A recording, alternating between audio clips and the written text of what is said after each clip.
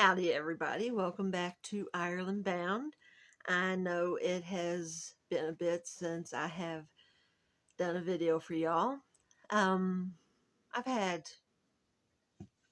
a couple of troubles, a couple of bad troubles. First off, a couple of weeks ago, my phone went down on me. I had a nervous breakdown. Uh, I could not get it working for a long enough time to do anything. And then, before I could do anything with the phone, my truck broke down and was at the truck hospital for about 2 weeks, also known as the mechanic. So I have had one trouble after another, and it's kind of hard also to do a video when your phone, which you use for your internet service, keeps messing up and you have to keep resetting it constantly. I mean, I just, like I said, it's been a lot of trouble. So I've gotten pretty much most all of it straightened out now, and I got a video for y'all today. And can y'all figure out what the theme of the video is? Yes, it is a Christmas video. I know last year I did a cooking video, and I did it for my friends Tanya and Kayla. They were my second and third um, people to sign up on my channel. Um, and the reason that they were second and third was because I had signed up first, because when I was trying to get the channel set up, I wanted to make sure everything was going as it should. So I basically signed myself up first so that way I could, um, monitor it and make sure it was going like it should. Um, and it did. And like I said, Tanya and Kayla, they were the next two to sign up. And so they have done a lot to support me, and so I want to do something nice for them. And if you'll remember, last year I cooked an entire full Christmas meal for them. If I knew how to do links, I would do a link and share last year's Christmas video with you. But since I can't, then you can go into my library on for my page and go down to a little something extra. I believe is where I have it stored at, and you can look it up there. It's from last year, right before Christmas. I had basically I done a, like I said, a full meal: meat, two sides. Um, let's see, I had bread. Uh, I think dessert was the only thing I didn't have, so I guess it wasn't quite a full meal. But anyways, yeah. So I did all that for them. So feel free to go back, take a look at it if you haven't seen it, or if you have seen it and you're like, oh yeah, that's right, she had 4 recipes. You can go back there and look up the recipes and find out what it was that I cooked. So this year it's going to be a little bit different. No cooking. I'm going to do Christmas traditions from Ireland. All right. So something, it's a touch on the more morbid side that the Irish do. They decorate graves at Christmas time with wreaths made of holly and ivy. Now, this here, this is artificial holly. This stuff isn't real, but it's something that I've had on the back of this hat for a very long time. A very, very long time. In fact, you can hear the bells that I have on there too. So I kind of get a little bit of a jingle going if I'm bopping around there. So I can kind of jingle a little bit. But yeah, so they put, holly and ivy. They come as pretty long runners that have leaves on them, and usually they're spaced out about like this. So I mean, if you can get one or two good long ones, you can wrap them together and wind them together and make a pretty nice looking wreath out of them. So that's what they do. They take holly and they take ivy and they make wreaths. The ones that we mainly have today are artificial. Just green little, looks like pine needles sticking up. So they put those on graves, and uh, you know they have um, decorate up the graves pretty nicely. Um, and of course, uh, they also use the holly, the ivy, and also pine cones as decorations in the house as well. I know some people, they take uh, pine cones from Walmart. I know that Walmart does them. Other places probably do, like Home Depot, Lowe's, other places. But they have artificial scented pine cones that the ones remember smelling smell like cinnamon. Some of them have maybe a little more pine smell. There's different smells that people can have with it. Depends on what you like. Some people don't like certain smells. But anyway, so they decorate with that. They also have ornaments made of glass, wood, and plastic. Now, people around my age and older probably remember the old glass ornaments. They used to come in, it's like a pack of 20 of them, and not 20, excuse me, 12 of them. And they would have different shapes and different looks and stuff like that. And I have cats playing around the feet of my tripod here. I'm trying to make sure that they don't knock it over. There. Okay, good. They're going off into the corner there, just where they need to be. So, anyways, yeah, we remember the glass ornaments. Wood ones are pretty basic ones, and of course, plastic, which is a very common one now. But there's, nowadays, at least here in America, we also have some metal ones, and also like a paper mache. My hat's all messed up. I don't know how I got that way, but anyways, we have other materials that we use too, but of course, wood has been around for forever. You know, Also too, I know here in America, some people used to do things like stringing up popcorn around a Christmas tree, cranberries, um, things like that. I remember my mother taking foil one time and making little ringlets, and she'd interconnect the ringlets and make chains of garland. We did that a few times when we didn't have a whole lot of money, so it's like I said, people have different traditions that they do. So that's just a few things. I know I used to have, at least a few years ago, some of those aluminum chain ones left, but I'm not sure what happened to them. So, wherever they're at. But anyway, so like I said, they'd also take like a wreath made with like the holly and stuff. They'd also place it on their door. So they used a lot of natural elements and things that kind of speak back to nature. Um, Now here's another one, what the Irish calls Santa Claus. Now, I have not been trained to speak Celtic. If I mess this up, for anybody who can, I apologize. I'm doing it phonetically. It's they call Santa Claus Daide na Nolag, which means Father of Christmas. Um, so it's something that's known in the Republic of Ireland, which is the southern part, which is basically most of Ireland. That's what they call him, or yeah, what they call Santa Claus, Da de na Nolig, Father of Christmas.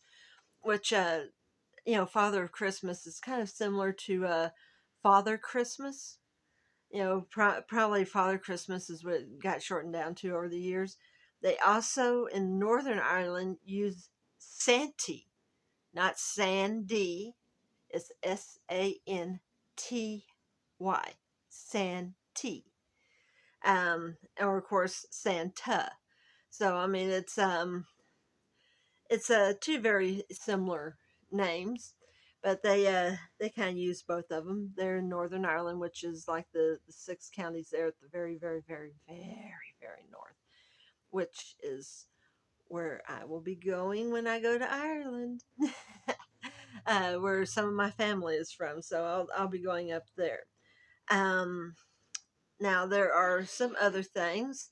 Um, the word Noleg Shona Duet means Happy Christmas.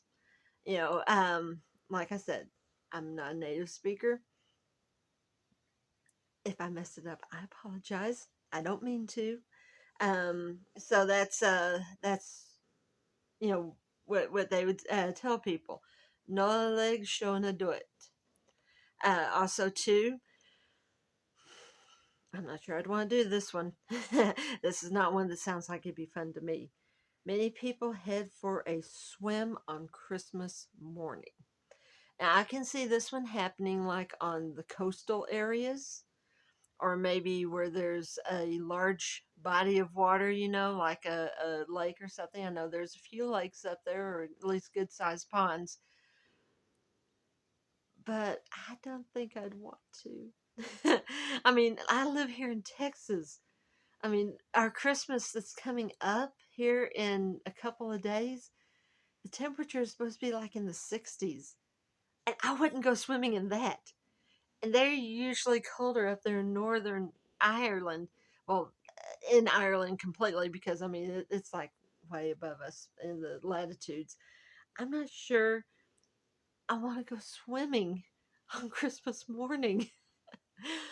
But there are people, in fact, they call it the Polar Bear Club, those that go swimming on cold days. So I don't want to be a polar bear.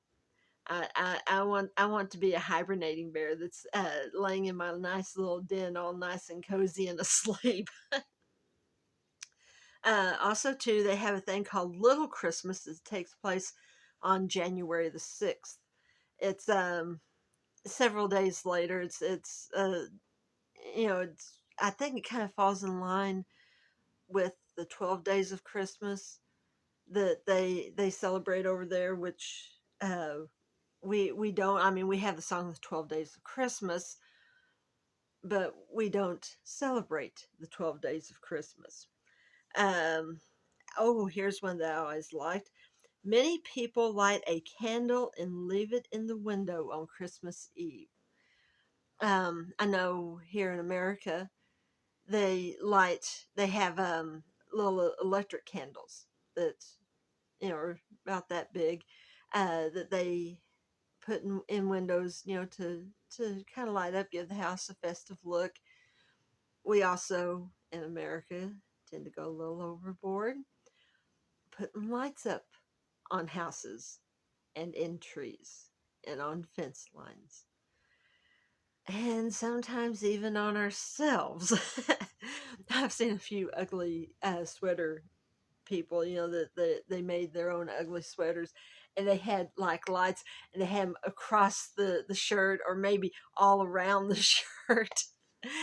Some people put them on their vehicles, have lights, battery operated lights on their vehicles. Uh, but people put them around their desk. I mean, we go a little crazy with lights here in America. In fact, there's a show called The Great American Light Fight, where they see who can have the biggest and best display of lights. Like I said, we go a little overboard. It's an American thing. I know. I know. We just we don't seem to have a pause button when it comes to that stuff. But anyways, yeah, they leave a candle on Christmas Eve. Uh, we leave stuff all year long. Now here's something: the symbol of Christmas. I mean, I say the symbol of Christmas, and there's probably a lot of people that start thinking a lot of different things. They think Santa hats. They think the nativity scene. They think snowflakes. They think, the bundle of presents. There's all different things that people think about as the symbol of Christmas. But in Ireland, it is the robin. Says the robin remained in place as cheerful and beloved symbol of Christmas. Robins are still popular on Christmas cards and Irish gifts such as Christmas ornaments. Now, if you go by birds, what's the one thing that we seem to have a lot, that we put a lot on cards and stuff? It's the cardinals. We don't do the robins, we do the cardinals over here. Ireland does the robins. And their robins are different than ours. There's a guy that I watch, a YouTube gentleman, that he was talking about the difference between an American robin and a European robin. And there's a bit of a difference. They don't look exactly the same. So when I say robin, it's not like the one you're thinking of, the robin redbreast, with the big red chest that comes down, from right below the neck down. It's a different robin. It's a different type of bird. It's still bird. It's just not the one that we're used to. So they prefer robins, and we do cardinals. Lots and lots of cardinals. Oh, now here is a big one. What do the Irish leave out for Santa? Hmm. Over here, we do cookies, we do milk. Some people put carrots out for the reindeer. When Santa goes to Ireland, he gets treated a lot differently. They leave out mince, meat, pies, and pints of Guinness. So, I'm I don't know where the starting line for Santa is considered, but if he starts out in Ireland, it might take him a little while to get across the ocean, because with as many households as there are in Ireland, he's going to be pretty drunk by the time he gets over here. um, but yeah, so he gets Guinness and he gets minced pies. Um, Now here was the big one. Naughty, naughty little children. Let's see, what do the bad little boys and bad little girls get over there? Over here, they get a hard time. All the parents and everybody, they give them a hard time. Over in Ireland, they get a lump of coal. Of course, back in Ireland, back in the old days, a lot of places were heated by coal. It was something that they could get. They could mine it out and get it, or have it shipped to them from, I think Wales has a pretty significant, or at least they used to have a pretty significant coal mining process. And so they had ready access to coal.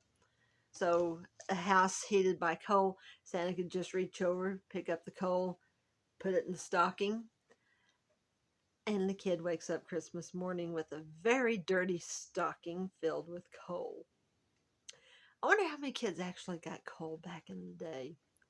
Because parents would have to think about afterwards. It's like, yeah, but gotta clean that sock up or throw it away.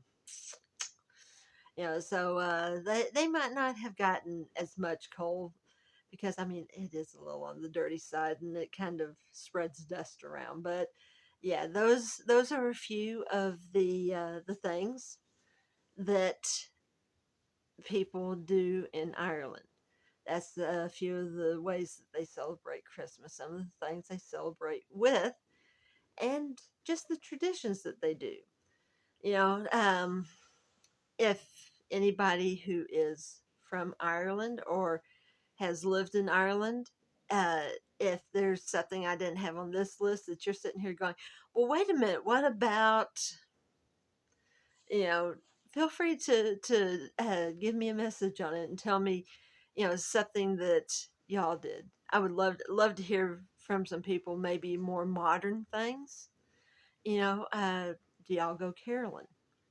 Um, I've been caroling a few times, and it's kind of fun, going out, especially if you got a good group of people you can go with, and you go and start singing at someone's house. It is kind of a fun thing to do, and to see people's faces whenever they hear someone singing just to them. Um, there's a lot of churches, they do a candlelight service. My church is going to be doing a candlelight service Sunday night. We're going to be lighting candles and passing around the light and having a good time with it. And I've been in other candlelight services, and there's something special. There's something really, really special about a candlelight service when you can, you know, see the room, because they usually started out dark, and then they'll go like either the outsides of the church, or they'll go down the middle, and it's like they light the candle on the person on the end, and then the person next to them, they take their candle, they light it off of them, and then of course the person over here, they take their candle, they light it off of them, and it continues on. And to go from an almost completely dark room to one that all of a sudden you have candlelight all through it, and you look around and you can see everybody's face glowing in the candlelight. It is a very good, very warm feeling being there, especially if you're singing a Christmas carol. You know, uh, you know, something like Silent Night. Imagine all the candles being lit, Silent Night, and like I said, it's more fun is when you do it a cappella. For those who are not familiar with that word, that means without musical. One of my cats. That means without musical accompaniment. There's no piano playing. There is no guitar. There's no anything. It's just everybody's voices singing the song, going through. And like I said, it's just all of a sudden the room is lit up with all the candlelight. And of course, candlelight moves and it flickers. And it just, like I said, it gives a very beautiful, very wonderful effect. And it's a great thing. It really is. So for this Christmas, I hope everyone has a very Merry Christmas. I hope everyone gets to spend lots of time with their family, with their friends, and that not necessarily you get the gifts that you want, but you get the peace of heart that you need. You know, much more than getting presents. That's what we need. We need we we need Jesus in our hearts. And Christmas time is the best time to let him in. I mean, in all honesty, you know, go to church. There's a lot of churches that the children are doing plays. Sunday morning, my church is doing a play. Sunday night, we're doing the candlelight service. So like I said, there's plays, there's candle lightings, there's all sorts of these things. Go to church. Please ignore the cat in the background. Go to church. It's called Christmas or Christ Mass for a reason. It's a time that so many of us stop and we celebrate Jesus. Like I said, what better way? Because I mean, this year Christmas Eve is on a Sunday, so this year, the 24th, we can go and we can spend time in church and enjoying it. So, anyways, I hope everyone has a very Merry Christmas, and hopefully, I will see you before too long on another video. Have a good night.